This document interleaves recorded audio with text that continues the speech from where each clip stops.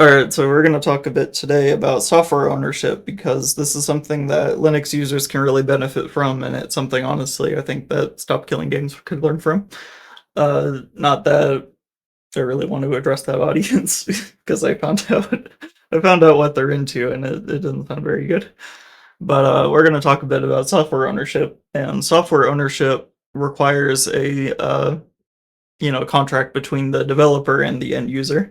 You have to come up with some way to distribute your software and to give the user as much control over it as you desire. Linus Torvalds had once said in his argument against GPL 3 that developers must be in charge of picking their own license, and that's something that GPL 3 sort of went against, kinda, and it's something that is being brought up nowadays, especially very recently.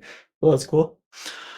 So when you distribute your software, this has been an issue since like 50 years ago. So don't think that this is like a brand new concept that we're just dealing with now. This is actually something that's been going on for 50 years now, and we have very broad set of laws on how software licenses work.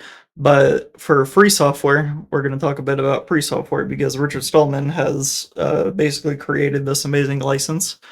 And what it is when you use a copyleft license, you give users four different freedoms. You give them the freedom to run programs as they wish, which means you cannot discriminate against who runs your software, whether it be for political reasons or ideological reasons or whatever reason you have, you just don't fucking like them. You can't stop them from running your program.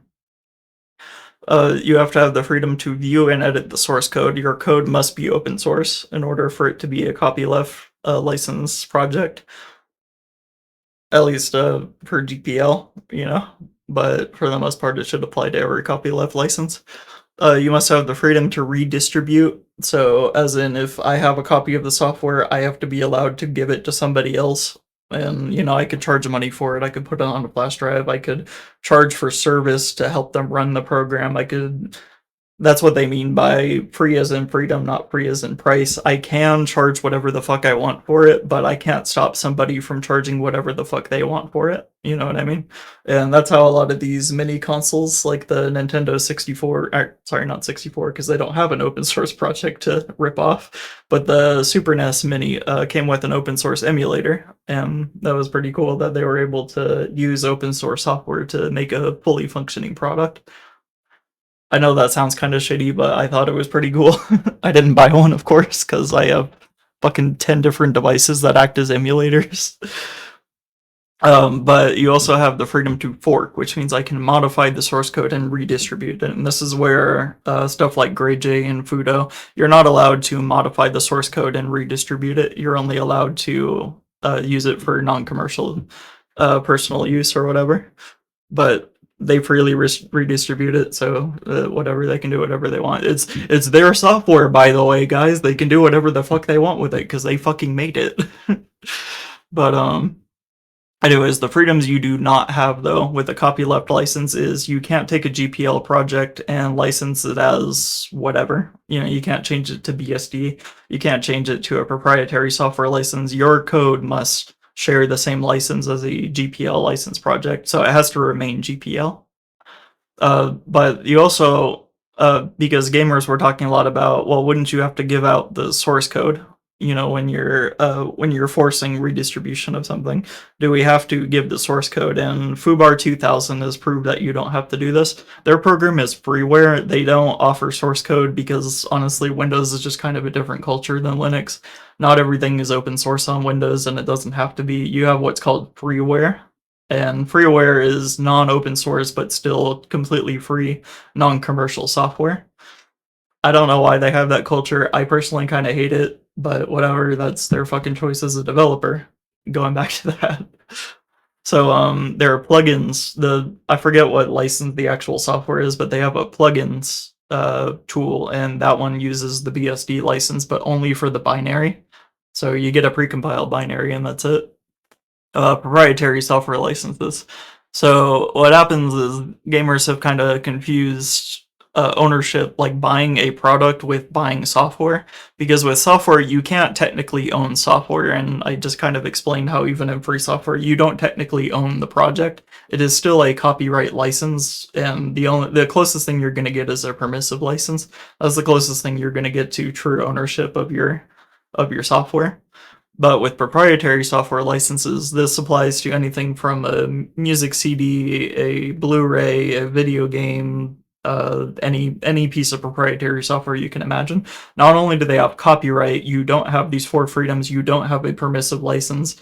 If you buy a Blu-ray at the store, you buy a copy of whatever movie. I can't even think of a movie off the top of my head. Joker or whatever. Let's say Joker. You go out and buy Joker, and then you rip Joker to your computer. Well, you're legally entitled with your licensed copy to make backups of it, just in case your DVD or your Blu-ray breaks or whatever. The Blu-ray actually has DRM on it, by the way, and that is why you're not able to play Blu-rays with completely free software, at least last I checked. I think somebody mentioned that they have cracked the Blu-ray DRM, and you are able to play them with free software now. I don't know about it. I don't have any Blu-rays. My Blu-ray drive doesn't fucking work. I just use it to burn CDs. It's something to do with my NVIDIA card. I don't know what's up with it, but I can't play DVDs anymore. So that gets us into piracy, because piracy is actually the only way you truly own proprietary software. If you pirate something, you can freely redistribute it. You can do whatever the fuck you want to it. It's your copy. And so that is why I prefer a pirated copy of a Blu-ray than actually going out and buying the Blu-ray, because I want a DRM-free copy. And honestly, it's just convenient because my fucking Blu-ray drive doesn't work. Uh, but same thing with video games. When you buy a video game, even on GOG, because we can get into DRM-free copies. So DRM does not mean you own something. If it has no DRM, yeah, I can copy it on a flash drive, I can put it on my second computer over here, I can run it just fine, but the second I give that flash drive to my friend, I have just pirated the software and I have violated their copyright. That is still considered piracy. So with a licensed copy, there's a difference between having a license and having ownership of something. And that's something I think we need to remember as we get into this discussion. Is remember that when you buy a license to something, pretty much all software is licensed, not owned, unless it's permissively licensed for the most part. And even then, you still don't technically own it, but you can take ownership if you wanted to. You could just fucking copy it and it's yours, like whatever. But everything other than that is not something you own. That is all copyrighted software. Even copyleft software is still copyrighted.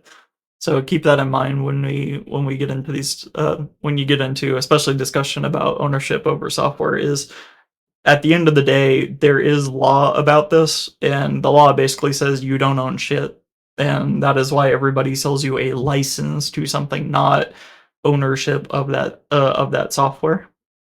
So just bear that in mind. All right, thanks.